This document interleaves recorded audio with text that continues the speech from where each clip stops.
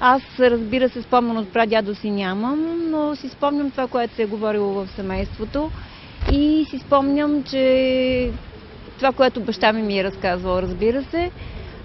Един от заветите на Кузман Шапкарев е: един Шапкарев никога не влиза през задната врата. И това е като така червена нишка в нашето семейство. И разбира се, това, което се е говорило най-много за българщината в Македония, той беше истински българин, истински възрожденец и остави тази своя любов към Македония и този свой завет да пазим българщината в Македония.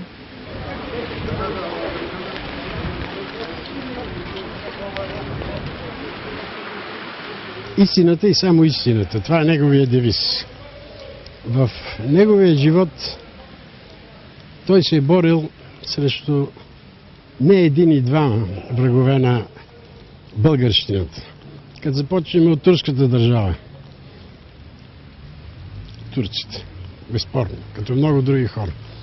Като видиме гърците, които тогава имат вече държава, от 1830 година си има държава. А за тази държава неговия прадедо е обесен, защото е помагал. Прадедо му Михаил. Обесен е и на Михаил сина, така че са дали нещо и за гръцкото въстание. Другото, което се бори, е за българщината. Навсякъде. В Македония не само това, а и в вече освободена България. Затова кореспондира примерно с Раковски. Дунавски лебед изпраща послания. С Славейков в Цариград, с вестниците, с много други вестници. По едно време намира някаква статия от един руснак, в който обяснява как Македония ще под българско да бъде зле, ако се присъедини към България. Прави го на 5 стотинки. Бори се за въвеждане на български език в тогавашните само гръцки училища. Бори се за български език в българските църкви. Бори се за българската екзархия. Това успява.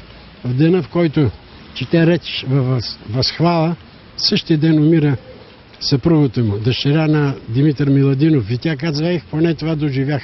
Умира млада. 3 деца умират от тази жена. Следващата жена умира при раждане.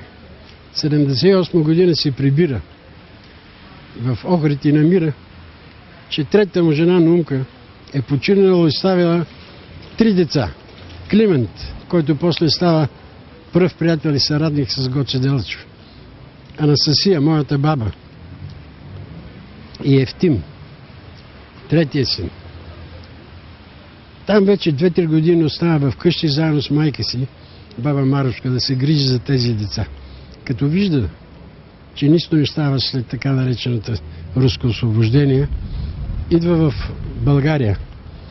Но екзарх Йосиф му пише от Цариград: Кузмане, ти ще бъдеш по-полезен, отиди в Солун. Там прави Солунската гимназия, известна, а тогава най-модерното учебно заведение на Балканския полуостров. После се връща, отива в Самоков. С брат си в Солун имат книжарница, брат му Петър, който после му помага за лечението. През целия си живот е бил 50 кила и болен. Той каза: добре, че брат ми прати във Виена да ме излекува, но това става на 70 годишна възраст. Кореспондира с словенци, с хървати, всичко в защита на българите, оборва сърбите. Всека минутка се бори за това нещо. Дали го оценяваме ние, сегашните българи, не знам. А и мъчно да поддържаваш или да бъдеш като него. Но така или иначе България пази всичко. И тук го пише, че е българин.